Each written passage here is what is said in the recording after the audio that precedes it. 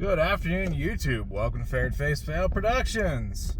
So, obviously, I am driving right now, but I figured I'd do a kind of an update or end of the year video. You know, it's been one fucking hell of a year.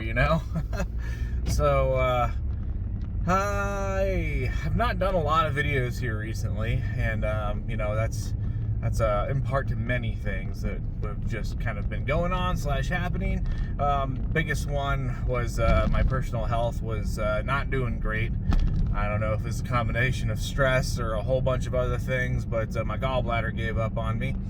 So I just got the gallbladder taken out. I've been about not quite a week, I think, after surgery right now. So I'm getting there. Still got all the stitches in my chest and everything. So we're working on recovering from that, but I had a lot of pain, just constant stomach issues and pain and everything else. The gallbladder was infected and packed full of sludge and some other not great stuff. So that caused a number of things. But so that was a lot of my reasonings for just struggling to keep up with everything, especially with the A&M Moto Toys and all that stuff. But a lot of good things did happen this year. This year was our best sales ever for A&M Moto Toys.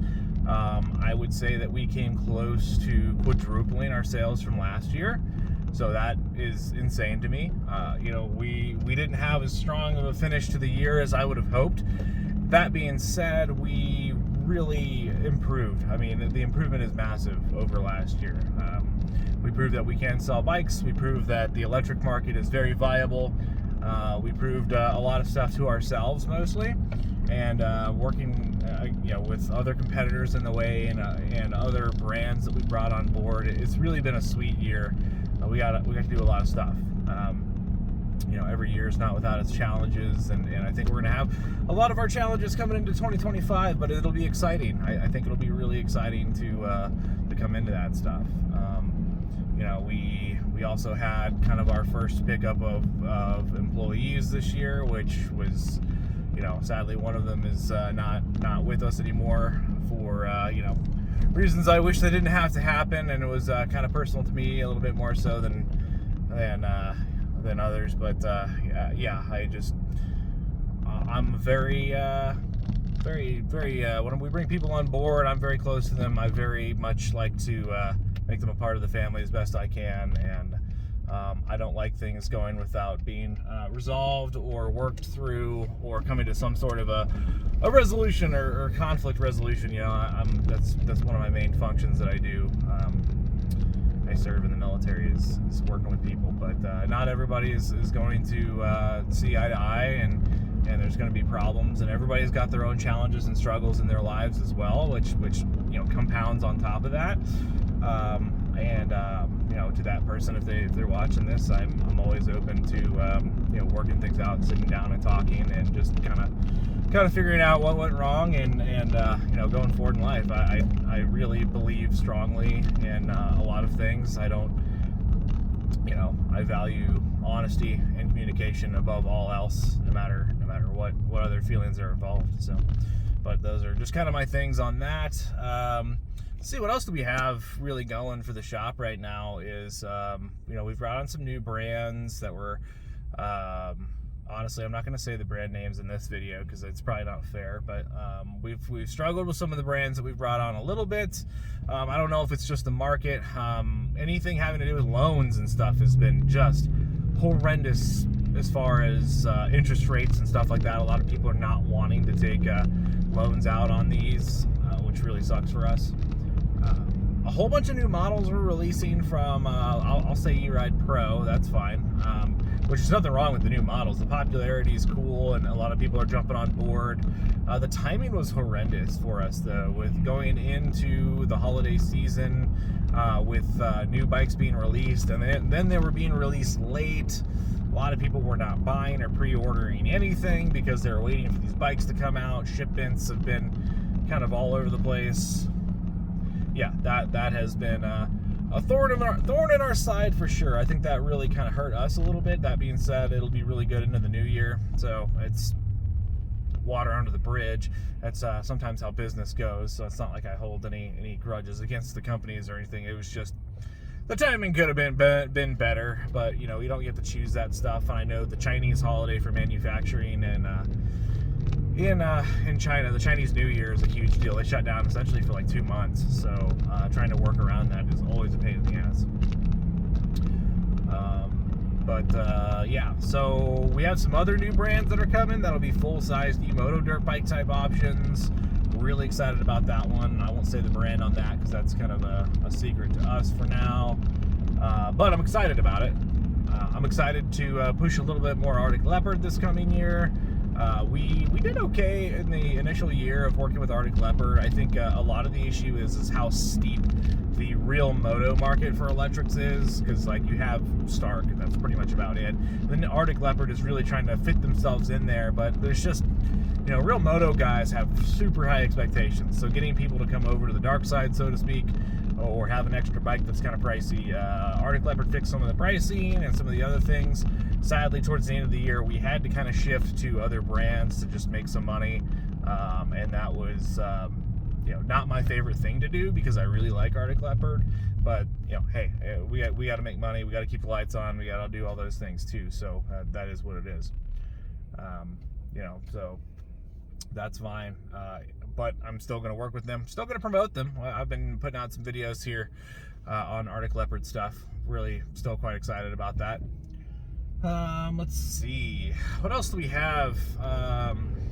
I'm still catching up, actually, because I've been kind of out of the shop for, I feel like, about a month now. I've been pretty useless up there. I haven't really been able to do much. I felt like crap.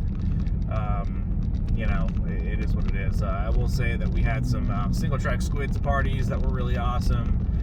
Between the Halloween party and the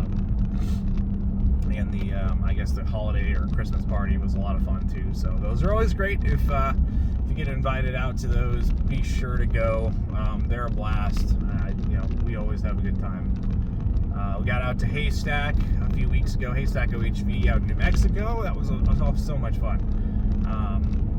Yeah, well, it was really cool to go out with Mark finally, because we got to ride some of the stuff that I was afraid to take Tori up, so that was exciting. A lot of video footage out there. Mark's already got most of it up, but we have a lot of fun stuff that we did out there. Let's see, this year in kind of review, I did my first big race ever, enduro race, which was the Tennessee Knockout. So that was really awesome. I really had a blast doing that. Wow, yeah, I mean, that still is kind of a shock to me that I just did it. I mean, I didn't do well. I didn't even make it all the way, you know, all the way through the course. I definitely struggled through absolutely everything. It was brutal. It was hard. I beat the heck out of myself. I was on a bike that I was really truthfully unfamiliar with. Yeah, so being a last minute entry in that was really awesome. And, you know, I really appreciate everybody who supported me and pushed me into kind of doing that, as well as just encouraging my riding this year. Is all, you know, I didn't get to ride nearly as much as I want. I say that every year, but you know, I did have a lot of encouragement from you know, from friends to ride more, to get out there more, and to improve my skills. I really do feel like this year I improved a lot of my skills quite a bit. I noticed out in New Mexico, like going up ledges and stuff like that has really improved for me. Yeah, I really, yeah, that was a big deal to me. I feel like I made some good improvements this year. I pushed myself to do some stuff that I was really uncomfortable with. And that's cool, like doing and going out to some of the races. I'm not a social person, so going out to some of that was really hard. But you know, while all things didn't work out as I had thought they might, but it was good to have the experience, and I really cherish those kind of memories and fun times, I guess, if you will. But you know, thinking back on the year, we really did concentrate on e-moto sales. That was really a big one. We did sell some bikes for GPX too. With the advent of Riehu revamping all their entire series of bikes, I'm really excited to get the new fuel-injected Riehus and the redesigned engine and everything, so they're counterbalanced and all that now. I feel like that is going to be a really good competitor with KTM kind of pooping the bed, so really excited about that. Yeah, so that'll be really fun. I'm excited for a lot of these things that are going to be coming out here soon. But, you know, A&M Moto Toys and Ferret Face, you know, it's sad to say, but one of the first things to always go when I get really just kind of under the weather is the channel. You know, this year has been good for the business, but bad for my personal life in pretty much every way possible. You know, I lost my grandmother early in the year. She was kind of the last side of that family, so that was kind of rough. That's really rough, to be honest. I lost my dog, which was, you know, my best friend in the entire world. Anybody who knows me or who's been to the shop, Taylor was always there, always around. She came with me everywhere. She traveled with me everywhere. I loved that dog probably more than anything in this world. And she fought with cancer and cancer-related problems for a couple of years. When she first got cancer and they had to remove her leg, they told me she wouldn't live more than a few months. She lived almost 2 years after that. You know, we worked through so many things together, and even as 3 legs, she did so good. I was so impressed with that dog in every way. And that's all we can really hope for. I really had wished Taylor would have, you know, she was 6.5 when she passed away. I really had wished she would have just been happy and content to continue going longer in life. But I understand that that's just kind of not how that, you know, we don't really get to choose that. And I was just glad that it happened all at once and very quickly, and there wasn't a lot of suffering or anything like that. So that was a big deal to me. But, you know, our furry friends oftentimes mean everything to us, and Taylor will forever be remembered as the most awesome dog ever. You know, that's gonna be a personal thing to me. So that was kind of rough too. That was a hard hit to my entire year with everything else going on at the same time. My health took a poop with that too. I just, oh man, I'm trying to get back on track. So I'll be really excited to get back out on the bike. I'll be really super excited to get back out to Penrose. We were riding a lot of the single track front and backwards, and I was getting pretty good at a lot of that. We have a lot of updates coming on the Riehu. A lot of maintenance to be done on the bikes because it's winter time. So yeah, I'm excited for 2025. I'm looking to you know, maybe mend some relationships and you know, get out there and ride with more people, get out there and do more races. I'm really kind of looking forward to doing some more of that stuff. Looking forward to Tennessee Knockout as always. I'm looking to probably do that again this year. I'm not looking to win or do anything better. If anything, it's just a personal challenge to myself. I just want to complete the race, the first heat, the first race, I guess. I made it through the heat at least, you know. But yeah, I want to just improve overall on a lot of things. I think this year made me just kind of realize to just take a step back and enjoy life a little bit more than I had been. And yeah, so. But hey, thanks for watching, guys. This got kind of long, and this is just kind of in some ways a record for me. Don't get to see me with a beard very often. Luckily, with surgery and everything, I haven't had to shave in about 2 weeks. So that doesn't happen often as a military guy, so that's exciting. But yeah, we'll catch you on the next one. Ferret Face out.